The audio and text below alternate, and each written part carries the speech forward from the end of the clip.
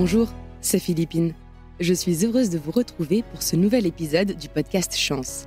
Si vous ne nous connaissez pas encore, Chance accompagne celles et ceux qui en ont besoin à trouver la voie professionnelle qui est faite pour eux et à trouver leur juste place dans le monde du travail et dans le monde. Quel est le sens que je veux donner à ma vie pro ? Quel est l'endroit où je me sens bien et alignée avec qui je suis ? Dans chaque épisode, j'interviewe une personne, connue ou pas, qui nous raconte et nous partage son parcours, ses questionnements et comment elle a réussi à dépasser ses peurs, à saisir les opportunités et les rencontres que la vie a mises sur son chemin, à les provoquer aussi, pour arriver là où elle en est aujourd'hui. On dit que la chance, c'est un mélange de préparation et d'opportunités. Et chaque épisode vient, je crois, l'illustrer. Pour ce nouvel épisode, je suis honorée d'accueillir la célèbre auteure Maud Ankawa, aux millions d'exemplaires vendus, dont le livre Kilomètre Zéro est l'étendard. Et pourtant, rien ne prédisposait Maud à devenir écrivaine. Pendant longtemps, Maud a suivi la voie toute tracée de ce qui est pour beaucoup de personnes dans notre société le stéréotype de la réussite, celle des grandes écoles, des grands jobs en finance, dans une course effrénée. Maud subit une opération du cœur, mais rien ne l'arrête. Puis un jour, Maud fait une pause, regarde autour d'elle et se demande ce qu'elle fait là. Elle avait tout, mais n'avait rien. Elle n'était pas heureuse.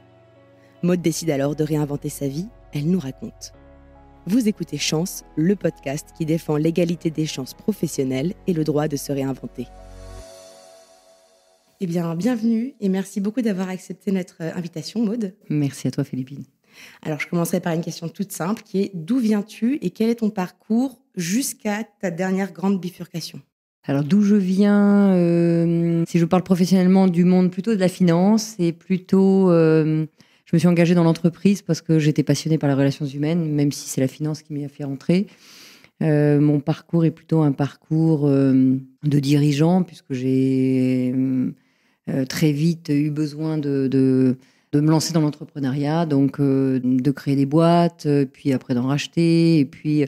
Donc voilà, mon monde, c'était plutôt Excel et la finance, bien que ma passion soit plutôt autour des relations humaines qu'autour des chiffres. En 2010, je vends ma dernière société à un groupe d'assaut et là, je me retrouve un peu dans le vide, à pas savoir vraiment ce que je vais faire, parce que je n'ai pas forcément envie de repartir tête baissée dans cette grande aventure d'entreprise. Donc je me laisse un temps et je décide effectivement de partir plusieurs semaines dans l'Himalaya.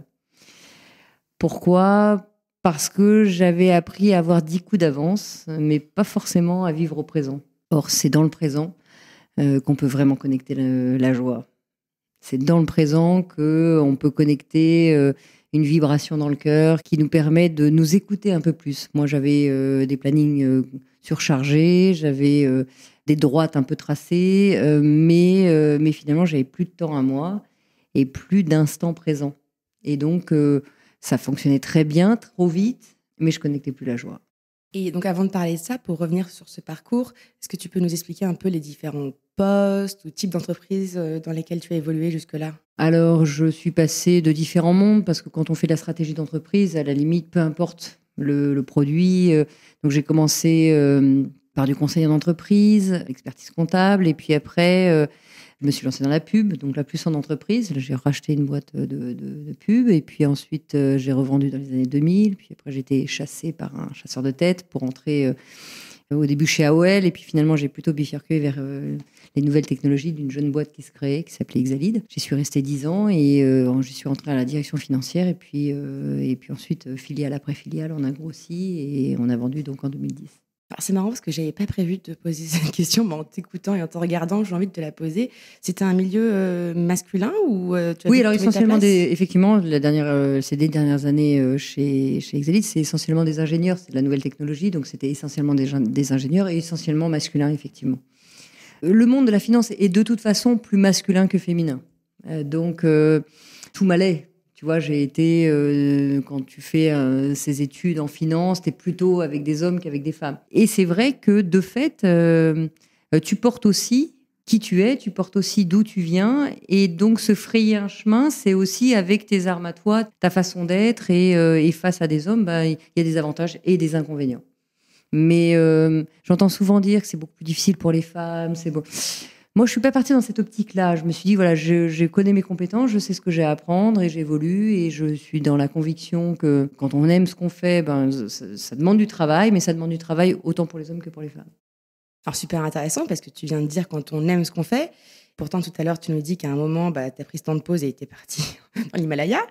Mais alors, qu'est-ce qui s'est passé ? Tu aimais plus, tu as eu des signaux, ton corps t'a dit quelque chose ? Alors, c'est effectivement l'addition de tout ça. En fait, moi, j'ai toujours travaillé dans la passion, mais parfois, la passion, c'est un cercle vicieux qui fait que tu es passionné, donc tu as de l'adrénaline, donc ton corps est un peu anesthésié dans cette grande aventure, alors qu'il, effectivement, m'envoyait des signaux à travers quand même un accident cardiaque, à travers un certain nombre de choses. J'entendais pas, et puis hop, je m'arrêtais quelques secondes, et c'était reparti, je repartais, je montais à cheval, et c'était parti tout droit, tout droit. J'arrivais un peu à bout de souffle quand on arrive en 2010 et que vraiment là, je sens qu'il faut que j'arrête. Bon, après, on était dans cette phase de finalisation finalement, de vente ou d'entrée en bourse. Il y a 2 solutions pour ce type de société. Et donc, il restait quand même cette passation à faire. Enfin, au-delà de la passation, la dernière ligne droite de la vente. Et puis, une fois que tu as vendu un poste comme ça, tu dis pas au bout de 15 jours, tu t'en vas, forcément. Donc, tu as encore 6 mois à faire, même simplement pour faire un relais propre, parce que c'est important pour moi que les équipes continuent, se sentent bien avec les acheteurs, etc., etc. Mais voilà, on s'oublie un petit peu. Et moi, j'arrivais un peu à bout de souffle, dans des décalages horaires énormes. Enfin, voilà, j'étais un peu à bout de souffle.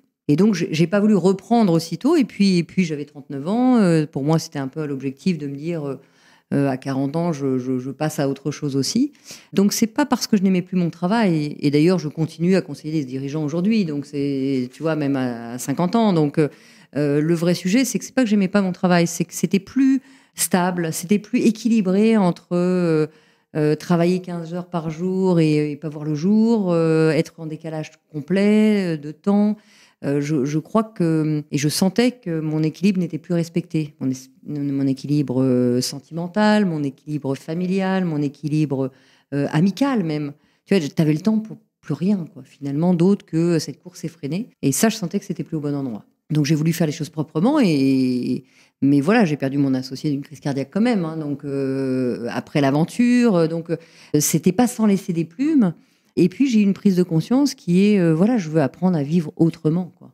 Je veux apprendre à vivre autrement parce que quand tu sors de tes études, dans ces écoles où tout va très vite aussi, mais j'en prends ma part de responsabilité, j'avais pas le recul nécessaire pour me dire, ce serait bien de prendre un peu de distance, de ralentir un peu. J'avais pas ce recul-là. On m'a rien imposé. Je me suis imposée toute seule finalement ce rythme. Mais dans ce cercle vicieux, même s'il peut paraître vertueux, parce que la finalité c'est que c'est une belle vente, etc. Oui, mais à quel prix presque d'oubli de soi. Et je crois qu'on peut faire la même chose avec un peu plus de recul et un peu plus de distance. On peut arriver à se respecter tout en vivant une grande aventure. Ce que je n'avais pas la maturité de faire à ce moment-là.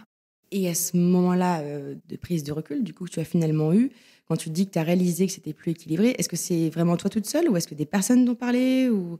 Alors, parce que même quand tu as eu ta crise cardiaque, tu n'as pas voulu l'entendre. Oui, complètement. En fait, alors, c'est arrivé après la vente, mais je crois que c'est... Un accident, pardon, pas une crise. Ouais. Le vrai sujet, c'est que, bien sûr qu'on te le dit autour de toi, mais t'entends pas, quoi. C'est pas qu'on te le dit pas, c'est pas que... C'est que, oui, mais je t'inquiète pas, je gère. Mais en fait, tu gères rien du tout. Et t'es un peu endormi dans une chimie physiologique, qui est la dopamine, qui est l'amphétamine, parce que le cerveau crée toute cette chimie dans le corps pour finalement que tu continues à avancer. Donc finalement, tu te rends pas vraiment compte de ce qui se passe jusqu'au moment où là, ton corps dit stop, quoi. Et quand il dit stop, parfois c'est un peu tard. C'est ce que tu disais tout à l'heure, l'adrénaline, tu en parlais de toutes ces sécrétions hormonales qui t'anesthésient un peu le cerveau. Alors justement, qui t'anesthésie même le corps. Oui, les pensées, le corps, le cerveau, tout. Comment tu fais dans ces moments-là pour sortir de tes œillères que parfois tu as inconsciemment et parfois il y a un petit peu un truc de mauvaise foi. Attention, je dis ça avec toute bienveillance, bien sûr, mais parce que tu te dis, oulala, il y a un truc qui me titille, si je vais voir, ça va faire mal. Avec le recul, je pourrais te dire que, parce que je suis toujours dans cette compulsion et j'y mets beaucoup d'attention, avec le recul, si j'avais eu la maturité d'aujourd'hui, ce qui m'aide beaucoup, en tout cas aujourd'hui, dans tout ce que je fais, parce que j'ai aussi beaucoup d'activités et ma compulsion est de me poser pour pas retomber dedans, même si naturellement j'y retourne.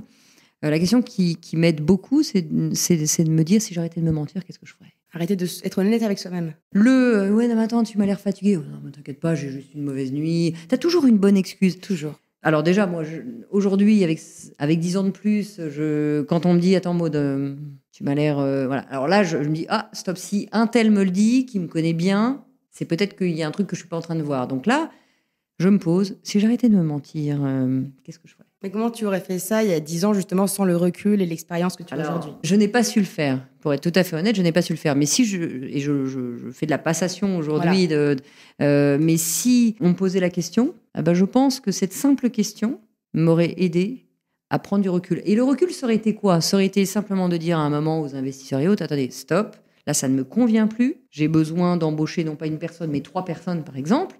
Ou c'est peut-être une personne, ou c'est peut-être un stagiaire, ou j'en sais rien. Mais d'ailleurs, quand je suis partie pour faire le relais, on m'a remplacée par 3 personnes, réellement. Donc, mais j'avais pas cette... tu vois, il y a une espèce de... Bon, bah, je peux le faire quand même. Et dans le « je peux le faire quand même », la preuve, c'est que je le fais. Mais finalement, tu y arrives, mais à quel prix, quoi? Tu vois, le truc, il est là. Donc, si j'arrêtais de me mentir, je me poserais 5 minutes, j'appellerais les investisseurs, je dis, écoutez, voilà, stop.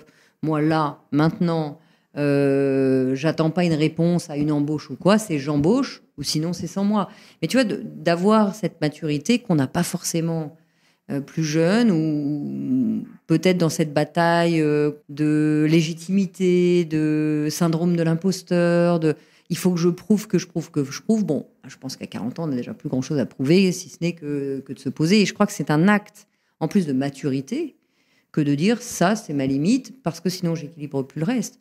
La preuve en est, c'est que mon associé, qui avait une dizaine d'années plus que moi, il en est mort, quoi. Tu vois, donc le vrai sujet, il n'est pas de se dire, peu importe ce que les autres pensent, ah ouais, mais ils vont penser que je suis finalement pas Superwoman ou pas Superman, ou ils pensent ce qu'ils veulent.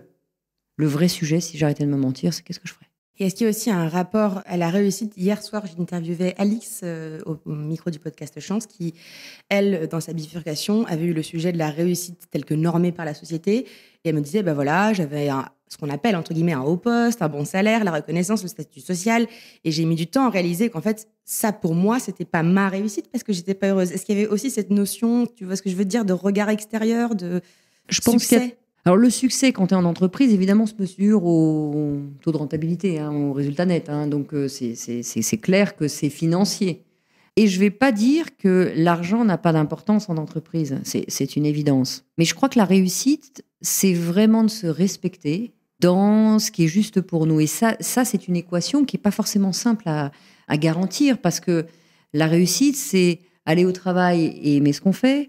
C'est équilibrer son travail et sa vie personnelle, pour faire court. C'est faire en sorte que l'entreprise puisse économiquement vivre aussi. Ça fait beaucoup de paramètres. C'est pas juste la société gagne plein d'argent et puis le reste on s'en fout. C'est pas juste moi j'y vais tranquille, je préfère passer mes week-ends peinards et puis je m'investis que moyennement dans la société, parce que c'est pas honnête non plus.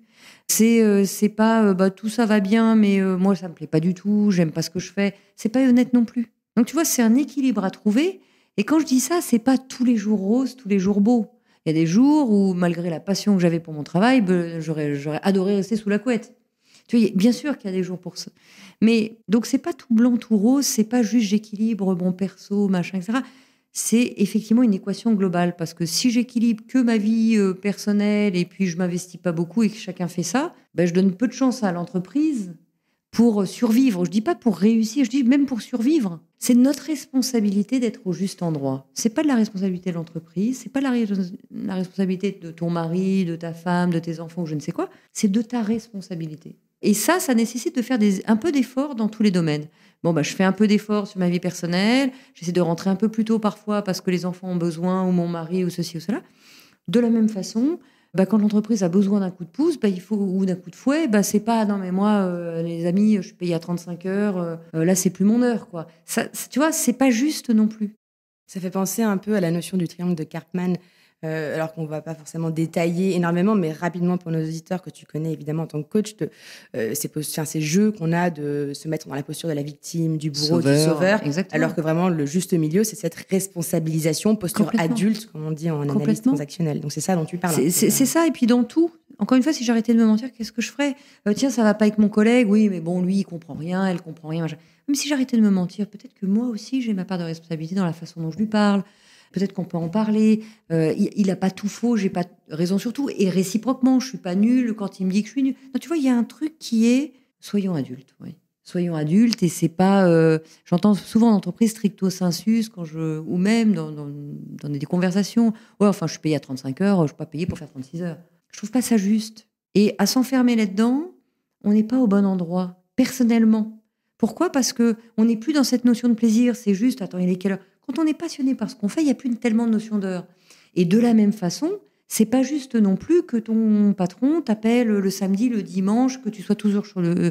Et que quand tu décroches pas, enfin, tu foutais quoi samedi ? Ben, je foutais quoi ? J'étais en week-end, quoi. Et j'ai le droit d'avoir un moment de repos. Donc, tu vois, il y a un truc juste à équilibrer. Et ça, c'est de notre responsabilité. De poser des limites, mais aussi que ce soit un peu donnant-donnant. Et dans ce cas-là, que fais-tu des personnes pour qui la relation au travail qui est juste est une relation alimentaire ? Tout le monde n'est pas obligé de souhaiter être passionné. Et donc, pour ces gens-là, comment... Parce que pour le coup, les 35 heures, pour les gens pour qui c'est alimentaire, Complètement. Et ça, je le comprends très bien. Tu sais, je discutais, c'est un des débuts de mon deuxième livre, Respire, le plan est toujours parfait, et je me sers de beaucoup d'événements réels, vrais. Et moi, je finissais assez tard en tant que dirigeant, et ça, on ne peut pas demander la même chose à ses salariés, ça va de soi. Et puis, souvent, le tard, c'était très tard. Enfin, tu vois, et là, commençait à 22h le service de nettoyage des locaux. Donc, à 22h, tu avais une petite dame qui arrivait, qui était absolument adorable, c'est toujours la même. Je la voyais toujours arriver avec le sourire. Ah, bonjour. Alors, maintenant, on s'appelait par nos prénoms, on se voyait comme on se croisait souvent. Et puis, alors, elle était adorable, elle amenait des petits gâteaux, elle amenait mais vraiment, vraiment avec cœur, mais elle avait toujours le sourire. J'ai dit, mais comment vous faites pour avoir toujours le sourire ? C'est quand même un métier difficile d'entretenir des locaux, le nettoyage, le vidage des poubelles, les ordinateurs, les toilettes, enfin bon. Et des horaires décalés aussi. Des horaires décalés, puisqu'elle travaille de nuit. Elle me dit, mais moi, je fais un métier mais formidable. J'ai une chance folle. Ah bon ? Alors expliquez-moi, parce que bon, c'est pas forcément un métier très gratifiant que de faire le ménage. Mais elle me dit, mais moi, d'imaginer que les salariés demain matin, et tous les matins, ils arrivent au bureau, les locaux sont propres, les bureaux sont propres, les toilettes sont propres, et qu'ils vont passer une bonne journée dans cette propreté, ben moi, ça remplit mon cœur. Et tu vois, c'est pas forcément le métier le plus gratifiant que tu pourrais donner, etc. Mais elle avait trouvé du sens dans ce qu'elle fait. Et quand on fait un boulot dans lequel on ne trouve plus de sens, c'est là le drame. Enfin, peu importe le boulot, tu peux prendre tous les boulots du monde. Si tu trouves du sens dans ce que tu fais, alors tu retrouves un alignement. Et je suis pas en train de dire que cette personne qui est payée 35 heures, elle devrait travailler jour, nuit, etc., etc. C'est pas ce que je suis en train de dire du tout. Ce que je suis en train de dire, c'est que quand on retrouve du sens et du plaisir, et le sens, c'est pourquoi je fais ça, pourquoi ça a un intérêt de faire ça, qui je sers en faisant ça. Si la réponse est je paye mes factures et puis j'en ai rien à faire de ce qui se passe, et puis de toute façon mon patron c'est un con, etc. Et bien là on perd le sens, on perd nos propres valeurs. Et là, il faut se poser la vraie question. Peut-être qu'il y a un autre boulot qui pourrait nous convenir. Ah oui, mais j'ai pas de diplôme. Ah oui, mais je suis trop grande. Ah bah oui, mais je suis trop petite. Je suis trop gros. Je suis trop mec. Il y a toujours une bonne excuse, finalement, pour ne pas se responsabiliser du truc. Je dis pas que c'est facile pour tout le monde, loin de là. Et aujourd'hui, en plus, on est dans une conjoncture où les prix augmentent, où les gens n'ont pas forcément les moyens de boucler le mois. Enfin, la conjoncture est souvent morose aussi. Je me suis rendu compte aussi à travers mes voyages, j'adore voyager dans des civilisations très différentes, je me rends compte qu'il y a beaucoup de gens qui n'ont pas de toit, qui vivent d'1 € par mois, je parle pas par jour, par mois. Alors évidemment, il faut comparer ce qui est comparable, mais en Occident, on a quand même, de façon globale, je ne parle pas des gens qui vivent dans la rue, qui n'ont plus de quoi manger, etc., mais il y a beaucoup de gens aussi qui ont cette possibilité-là. Et finalement, on tire et on veut toujours plus et on se plaint plutôt que de se dire, bon, ok, effectivement, j'ai quand même un boulot. C'est pas donné à tout le monde. Ça me convient pas encore, mais si j'arrêtais de me mentir, qu'est-ce que je ferais ? Peut-être je changerais. Ah oui, tu fais quoi pour changer ? Ah, tu sais, moi, j'ai pas de diplôme, donc je vois pas ce que je vais changer. Mais justement, pourquoi tu construirais pas ton CV ? Tu as déjà envoyé d'autres propositions ? Oh non, mais de toute façon, je sais que j'aurai jamais rien.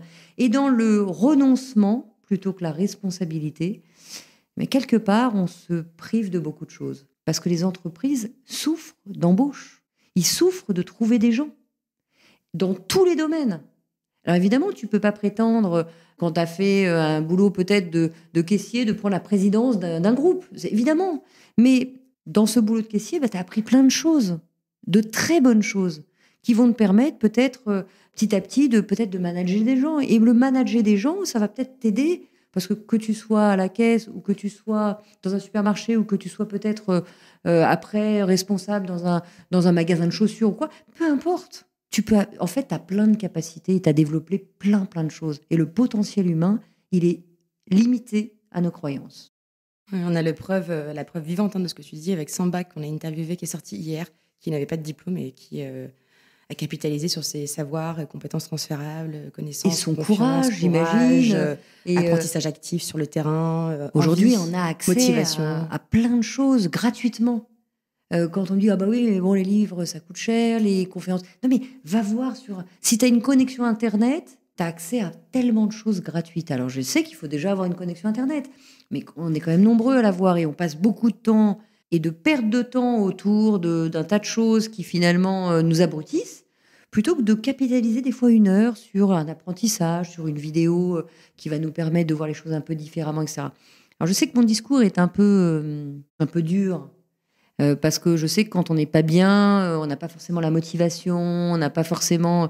Et je suis très consciente de ça, parce qu'on a tous traversé ces moments-là. Ou c'est plus facile de regarder Netflix que de se renseigner. Voilà, mais tu sais, c'est un peu à l'image de... On sait tous que pour être svelte, avoir des belles plaquettes de chocolat, non pas dans le ventre, mais sur le ventre, il faut faire de l'exercice, il faut faire des pompes, il faut faire ceci, il faut faire cela. On sait tous ça. Mais c'est vachement plus confortable de traîner dans le canapé à manger des chips, quoi. On le sait, et pourtant, on se laisse aller dans une certaine facilité. Et effectivement, ça demande du courage. Ce que tu disais de cette personne, Samba, qui a eu peut-être le courage, qui a cherché. Et il y a combien de gens qui ont réussi?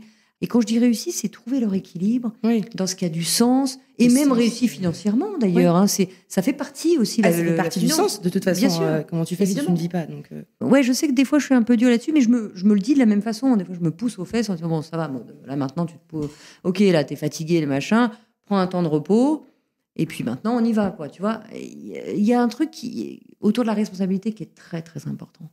Ce que je trouve dur aussi, en tout cas moi qui me fait un peu culpabiliser, et j'ai lu pas tous tes livres mais une partie, c'est tout à l'heure, donc tu disais que tu te posais les questions du sens, et puis là t'es partie dans l'Himalaya. Je me dis waouh, la super nana, quoi. Je me suis déjà posé des questions, mais j'ai pas fait quelque chose d'aussi stylé que ça. Alors moi j'étais passionnée par le voyage, donc c'était une envie de me décentrer par le voyage, mais il y a pas besoin de partir dans l'Himalaya, tu vois, et c'était même pas un challenge sportif. D'ailleurs j'ai beaucoup souffert parce que j'étais pas du tout préparée, et donc j'ai eu des courbatures partout pendant une semaine. Est-ce que Vimaël dans ton livre c'est toi? Oui, alors pour le coup assez, mais après tu vois, t'as pas besoin d'aller dans l'Himalaya pour trouver du temps. Donc, des fois le simple fait d'aller te balader, quelle que soit ta région. Je sais que pour les Parisiens, parfois c'est un peu plus compliqué, mais il y a les bois, on peut aller un peu au bois de Boulogne, un peu au bois de Vincennes. Il y a des espaces, des poumons de nature dans lesquels on peut se ressourcer sans partir forcément dans l'Himalaya. Moi, le voyage m'a toujours aidé à me décentrer de mon quotidien, mais il n'y a franchement pas besoin d'aller forcément si loin. Et je comprends aussi que ça demande un budget, le voyage, que donc tout ça n'est pas nécessaire.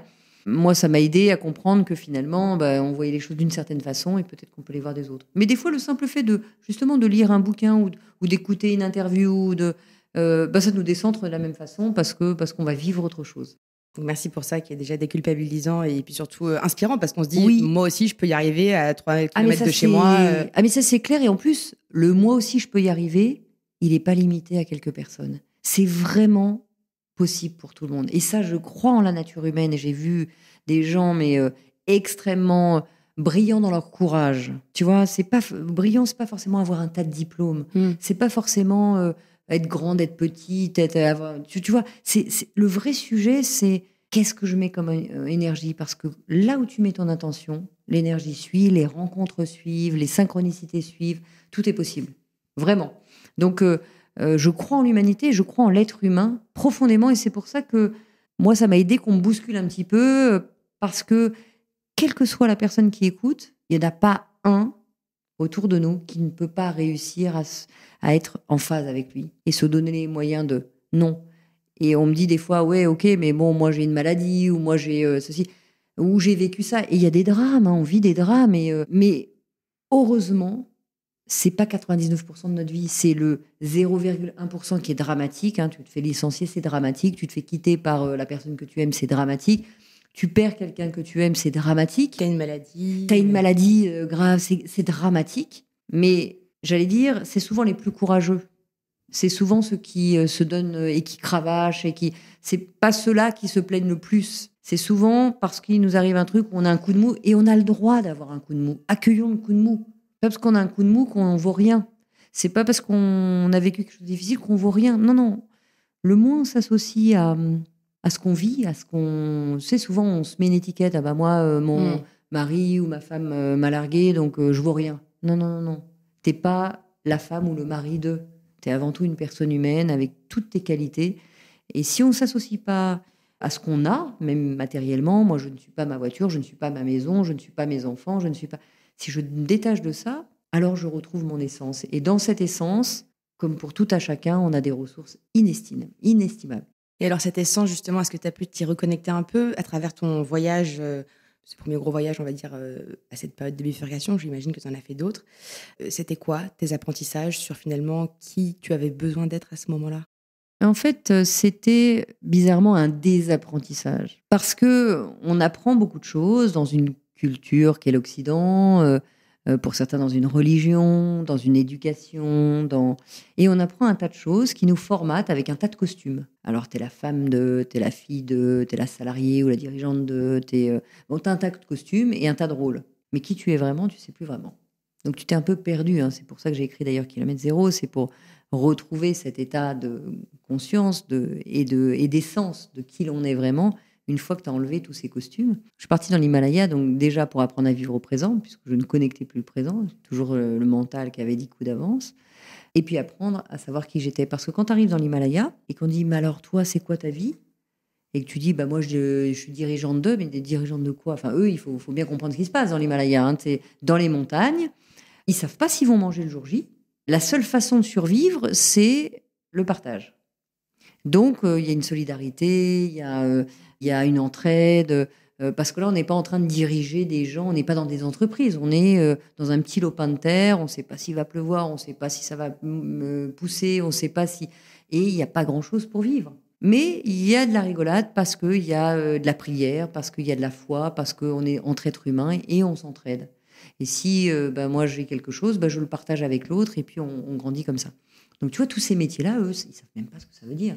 Donc tu n'es plus ton métier. Ici, en Occident, si tu dis je suis directeur machin, déjà on te respecte. On ne te connaît pas, tu vaux peut-être rien humainement, mais déjà tu es respecté. Là-bas, pas du tout, ils ne comprennent pas. Ah bon, mais alors je ne comprends pas ce que tu fais.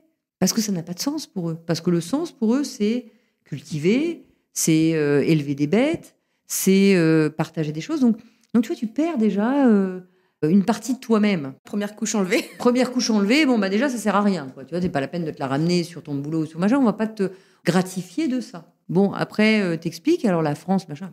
Eux, la France, tu vois, ils ont pas Google Maps pour aller voir où est la France, quoi. Tu vois, donc c'est loin. C'est sur cette planète, mais c'est loin. Donc, on sait pas trop où c'est. Donc, tout ça se décortique jusqu'au moment où, finalement, tu t'aperçois que la seule chose qu'ils partagent avec toi, c'est tes valeurs. Ils voient si tu souris, ils voient si tu partages. Et puis si tu partages pas, ils jugent pas. C'est pas grave. Eux, ils partagent de toute façon.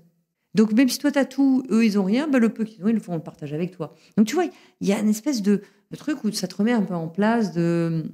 après tout, finalement, ce qui rend heureux, parce que moi, je me le dis toujours sur mon lit de mort, de quoi tu vas te rappeler? Est-ce que c'est de ta voiture, de ta maison, de ton canapé?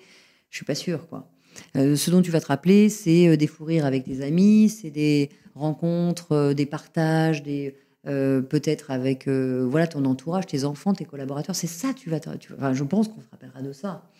Sûrement pas de notre dernier truc à la mode ou quoi, parce que de toute façon, on est tout nu et on mourra tout nu. Donc, tu vois, le vrai sujet, c'est, quand je suis revenue de là, c'est de me dire, mais j'ai reconnecté l'instant présent, le moment, le partage, le sourire, le lever de soleil, le coucher de soleil, le froid, le chaud, justement dans le froid, une tasse de thé, par exemple. Tu vois, des choses très simples dans lesquelles mon cœur s'est remis à vibrer. Là où il vibrait plus du tout, parce que j'avais perdu le sens de notre humanité, tu vois. C'est ça le sujet. Alors, évidemment, on ne demande pas à vivre comme ça au quotidien ici. Mais des fois, le simple fait de se dire, tiens, moi j'ai de l'eau chaude là aujourd'hui, c'est quand même un vrai luxe. Tiens, je me lève, j'ai mal nulle part. C'est quand même un vrai luxe. Parce que quand on perd la santé, on se rend compte à quel point ce luxe-là, c'était énorme. Donc, plutôt que peut-être de me plaindre qu'il pleuve aujourd'hui, je ferais bien de focaliser mon esprit sur le fait que j'ai mal nulle part. Et là, d'un coup, ça change de... Tu vois, on est encore dans cette responsabilité de qu'est-ce qu'on fait de nos pensées quand elles viennent nous polluer. Et nos pensées viennent nous polluer tout le temps.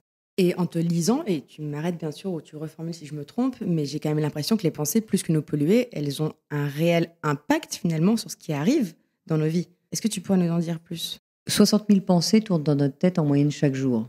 80% de ces pensées sont les mêmes que la veille. Sauf quand il arrive quelque chose de grave ou quelque chose d'extraordinaire.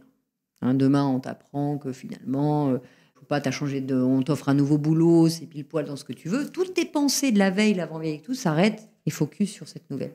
Il t'arrive quelque chose de grave, même si au boulot, tu te contrariais de machin, il arrive quelque chose de grave à un proche, par exemple, immédiatement, toutes ces pensées s'arrêtent pour focuser sur le problème. Alors, quand on sait ça, il y a quand même un besoin d'apprendre à retrouver de cette énergie. Parce que quand tu as 60 000 pensées qui tournent en boucle, qui t'empêchent parfois de dormir, et en plus que c'est les mêmes que la veille, t'imagines la perte de temps et la perte d'énergie. Là où tu as tout à fait raison, c'est un apprentissage que de ralentir simplement ses pensées. Et ça, c'est automatique. Alors, on ne peut pas se dire, tiens, j'arrête comme ça.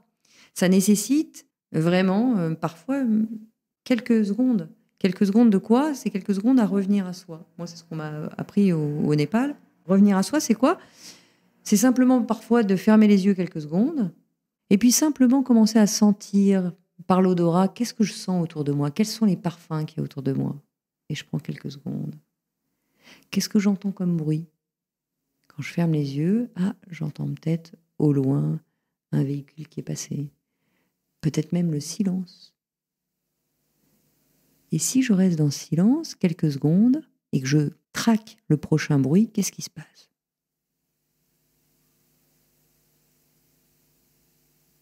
Et tu vois que au moment où tu essayes de traquer quelques secondes, tu es concentré. Et hop, le hamster reprend la part. Ouais, bien alors, qu'est-ce qui va se passer là ? Il faut peut-être... et puis ce soir, qu'est-ce que je vais manger ? Peu importe. Parce que c'est en automatique. Mais les quelques secondes que tu as passées à traquer ta pensée, tu es dans l'instant présent. Et ça, c'est déjà ça de gagner. Petit à petit, ça se travaille, j'imagine. Alors, non seulement ça se travaille, mais plus tu vas le travailler, et naturellement, les automatismes vont se calmer. Mais au-delà de ça, plus tu vas le travailler, et plus tu restes quelques secondes comme ça, il ne s'agit pas de méditer. Enfin, alors, c'est une forme de méditation. Plus tu vas le travailler, et plus quand tu vas reprendre une tâche concentrée, tes pensées seront parties. Elles vont revenir, mais c'est justement cette vague qui fait que tu y vas, puis tu reviens, puis tu y vas, puis tu reviens.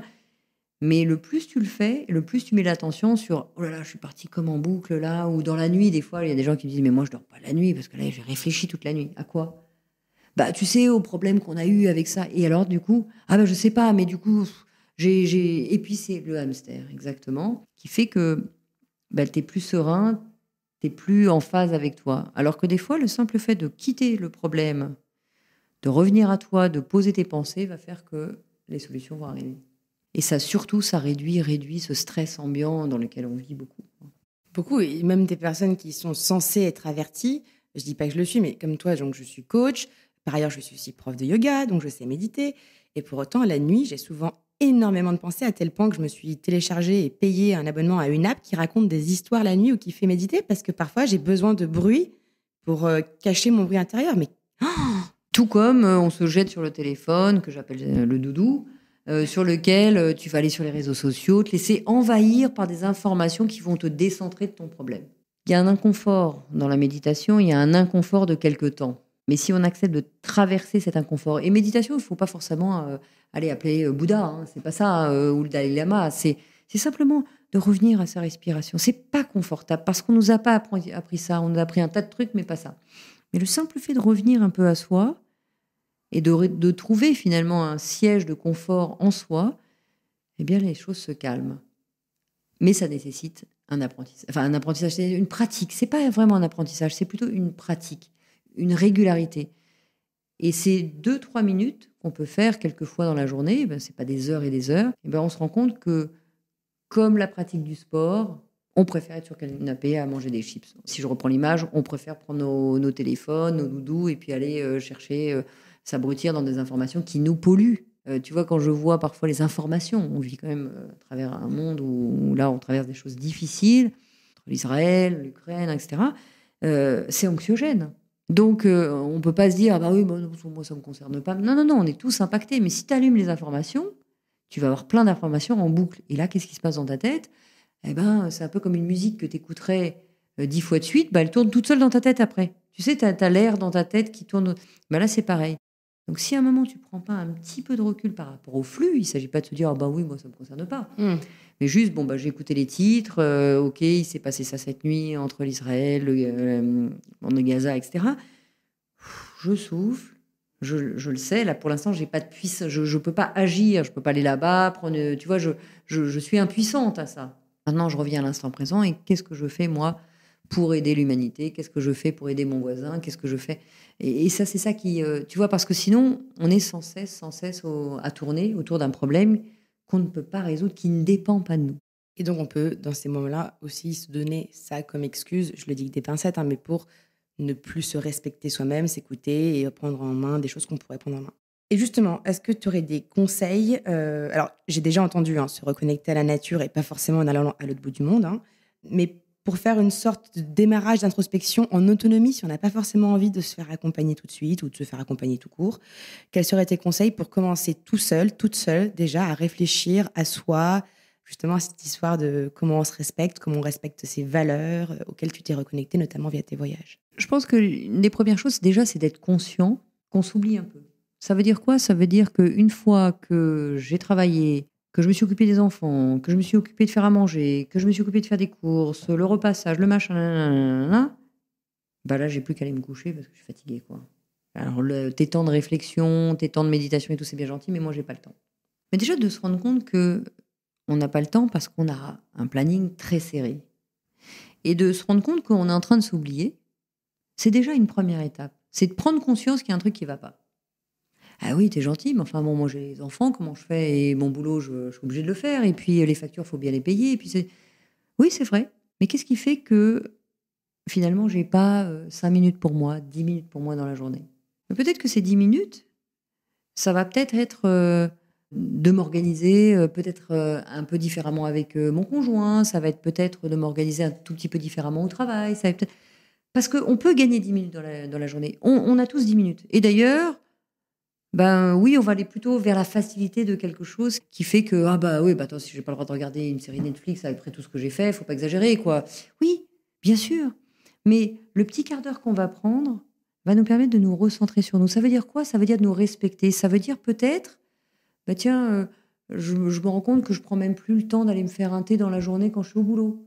Mais pourquoi je prendrais pas le temps parce que j'ai pas le temps. Oh, franchement, est-ce que tu n'as pas le temps d'aller faire bouillir de l'eau? Je prends un exemple, un petit exemple. J'adore prendre des bains. J'ai pas le temps, tu vois. Je vois mon planning. Ouais, mais pourquoi le dimanche je prendrais pas ou le samedi ou peut-être le mardi matin ou j'en sais rien ou le mardi soir. Pourquoi je prendrais pas un quart d'heure pour moi? Parce que finalement, on se rend compte qu'on a toujours le temps. Mais on le remplit de quelque chose d'autre. Un TEDx de Laura, je sais plus comment, je suis désolée, mais qui parlait de ça. En fait, le jour où tu as une fuite d'eau chez toi, tu as le temps de la gérer. Alors qu'en fait, a priori, tu avais plus de minutes. C'est un peu ça, non? Mais c'est exactement ça. C'est-à-dire que c'est sûr qu'on a 24 heures en qu'on les remplit. C'est un peu celui qui dit oui, je t'appelle, mais je tombe sur ton répondeur. Oui, mais je peux pas appeler. Je peux pas attendre ton appel tous les jours.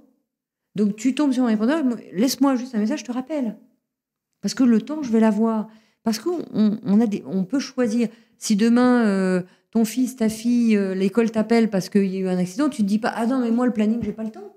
Tu vas gérer une priorité. Donc, soit, ça devrait être une priorité. Parce que de toute façon, sans soi, on tombe malade, on a un accident, on peut même y rester. Sans nous, il va se passer des choses graves.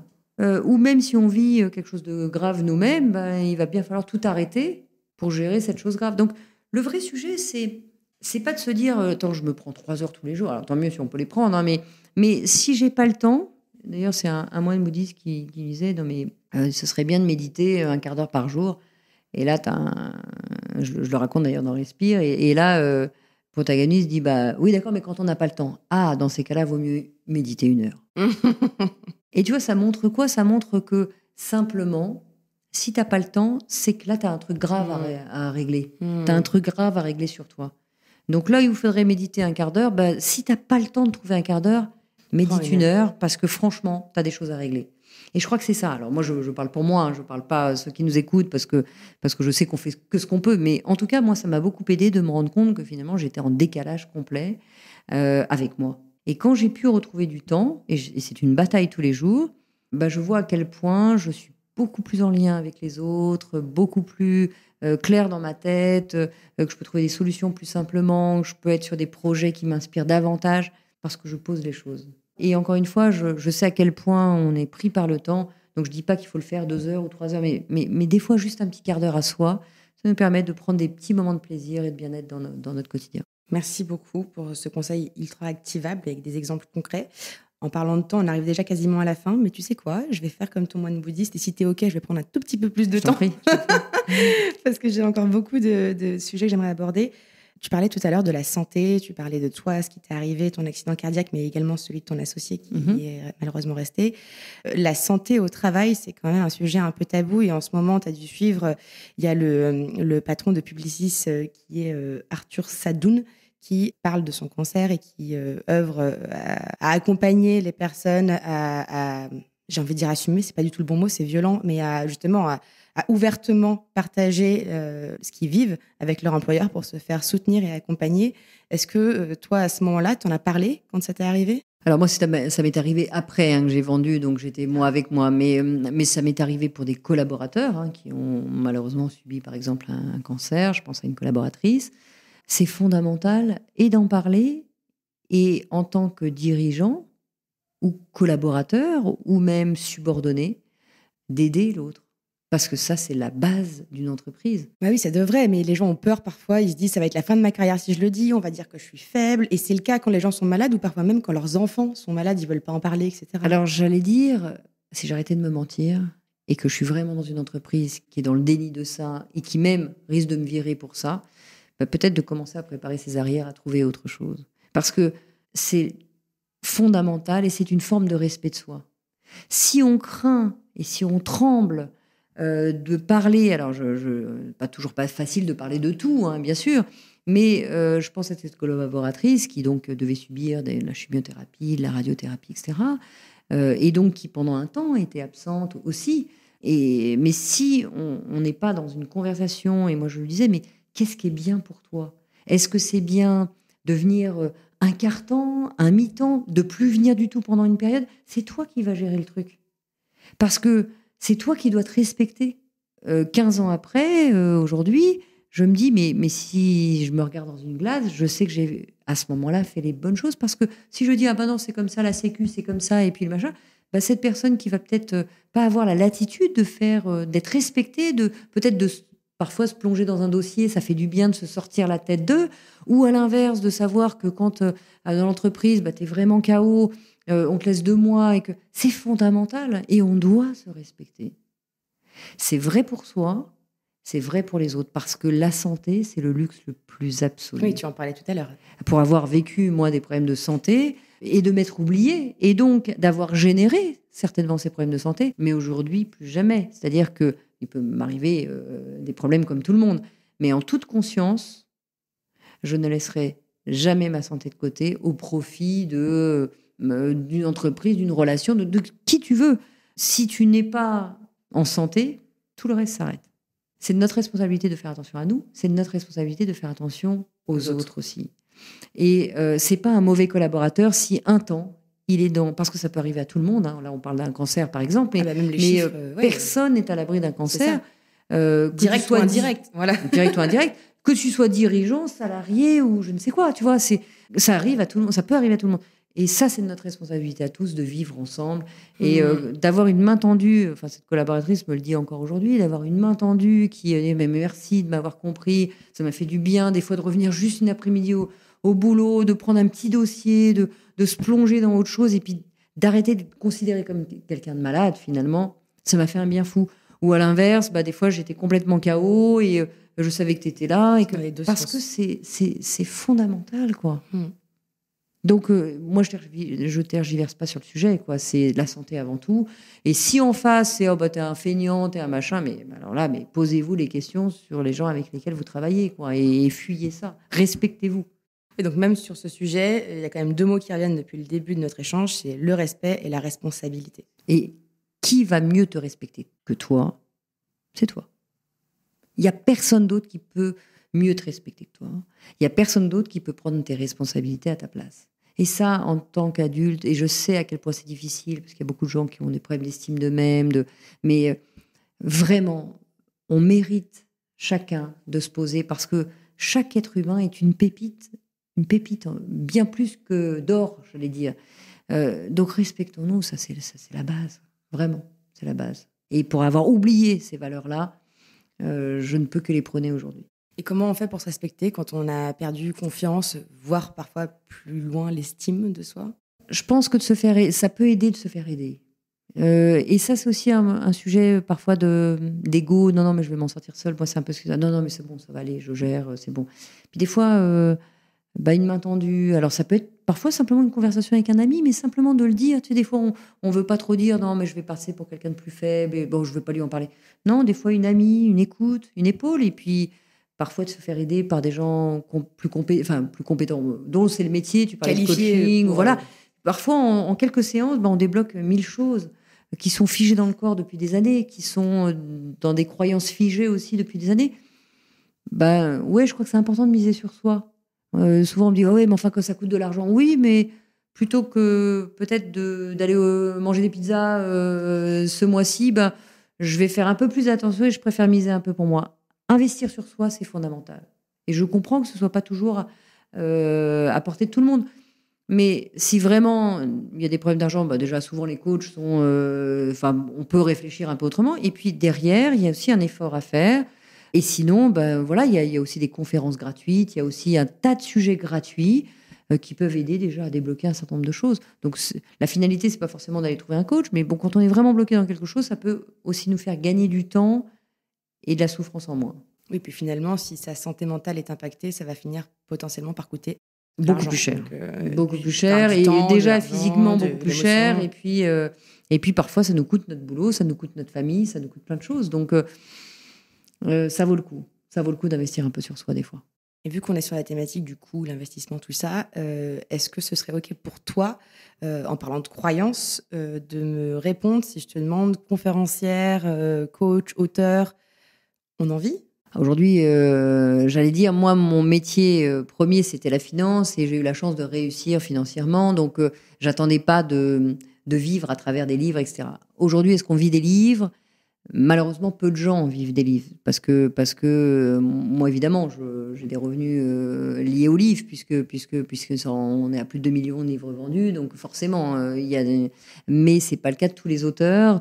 Faut savoir qu'il y a 99% des livres qui ne dépasseront pas les 1000 exemplaires vendus chez un éditeur. Donc ça veut dire quoi? Ça veut dire que, quel que soit l'éditeur, non, il n'y a pas toujours des best-sellers.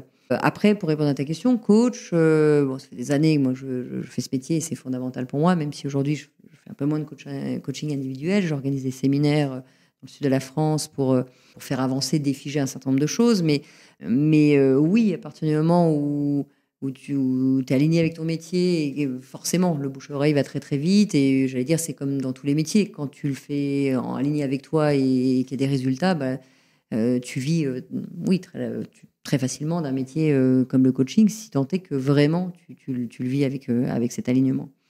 Et conférencier, moi, mon but aujourd'hui, à un peu plus de 50 ans, c'est vraiment de partager des choses.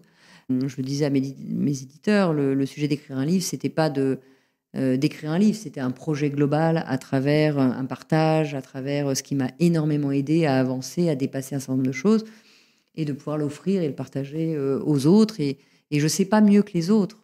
Je suis juste experte de ma vie, tout comme tout à chacun est expert de sa vie.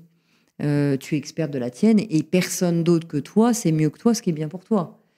Comme X, comme Y, même si à certains moments, on est complètement déstabilisé dans notre vie parce qu'on vit des choses difficiles et on se dit, oui, mais je ne sais plus trop qui je suis, puis de toute façon, je n'ai plus tellement confiance en moi, etc. etc.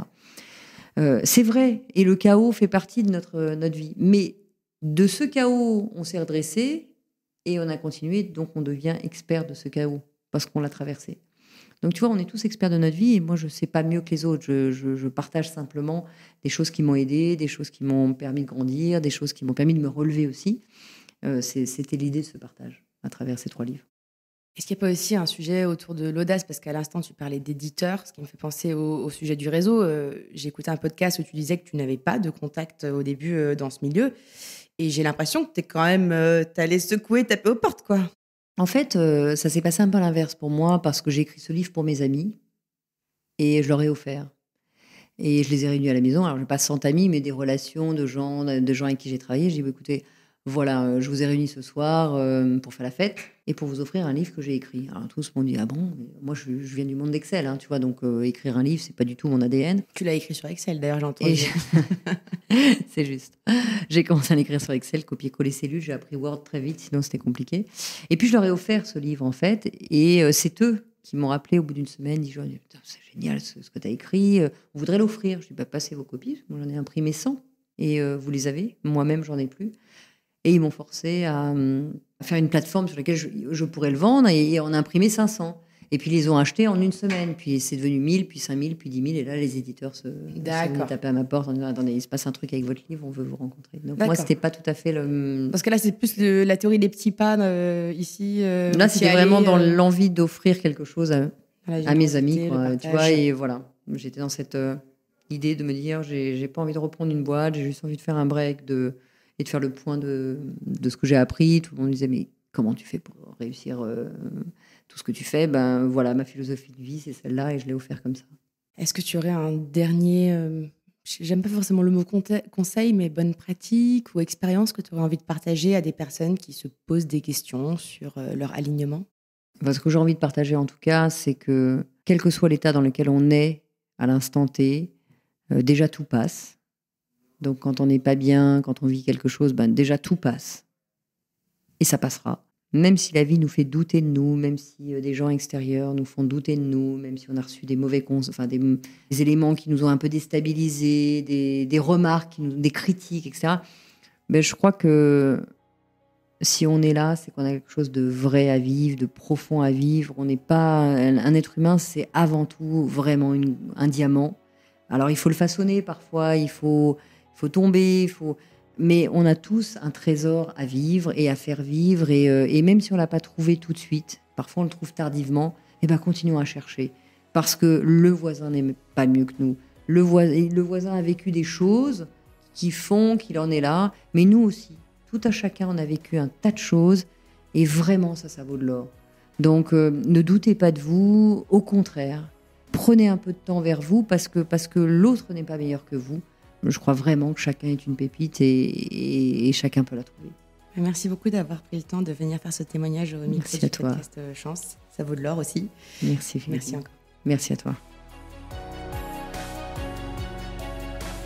Merci d'avoir écouté Chance, le podcast qui défend l'égalité des chances professionnelles et la liberté de faire en sorte que son passé ne dicte pas son futur. Vous pouvez retrouver nos épisodes sur toutes les plateformes de podcast.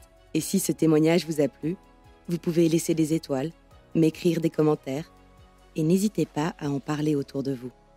À bientôt.